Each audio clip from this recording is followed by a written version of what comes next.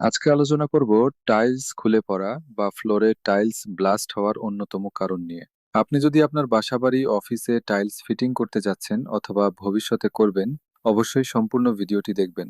আশা করি আপনার অনেক কাজে দিবে। এবার আসা যাক মূল আলোচনায়।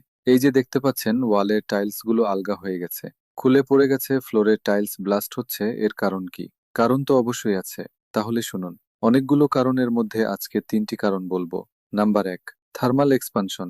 টাইলসগুলোর মধ্যে পর্যাপ্ত ফাঁকা জায়গা না রাখলে তাপমাত্রার পরিবর্তনে টাইলস কিছুটা বাড়ে বা কমে।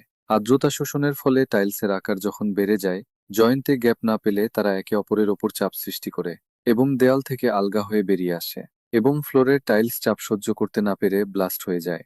বাংলাদেশে আমরা বেশিরভাগ টাইলস ফিটিং করি একটার সঙ্গে আরেকটা চাপাচাপি করে লাগাই, কোনো প্রকার জয়েন্টে গ্যাপ রাখি না। 2 নাম্বার কারণ, দ্রুত শুকানো। যদি দেয়াল খুব শুকনো থকনো থাকে এবং লাগানোর আগে দেয়াল পর্যাপ্ত পরিমাণে পানি দিয়ে ভেজানো না হয়, তবে দেয়াল মশলার সব পানি দ্রুত শুষে নেয়। এতে সিমেন্ট ঠিকমতো কিউরিং হতে পারে না এবং শক্তি হারায়। 3 নাম্বার কারণ, টাইলস আগে থেকে ভিজিয়ে না রাখা। সিরামিক টাইলস লাগানোর আগে সেগুলোকে পর্যাপ্ত সময় পানিতে ভিজিয়ে রাখতে হয়। টাইলস শুকনো থাকলে এটি সিমেন্টের মিশ্রণ থেকে পানি দ্রুত শুষে নেয়, যার ফলে সিমেন্ট শুকিয়ে ভঙ্গুর হয়ে যায় এবং বন্ডিং ঠিকমতো হয় না। আমাদের কাজের ক্ষেত্রে সামান্য অবহেলা কখনো কখনো বড় ক্ষতির কারণ হয়ে দাঁড়াতে পারে। তাহলে সমাধান কি হতে পারে? অবশ্যই সমাধান আছে। উচ্চ শক্তি সম্পন্ন অ্যাডহেসিভ দিয়ে টাইলস, মার্বেল বা গ্রানাইট ফিটিং করা। ভালো ব্র্যান্ডের টাইলস অ্যাডহেসিভ ব্যবহার করা সবচেয়ে নিরাপদ।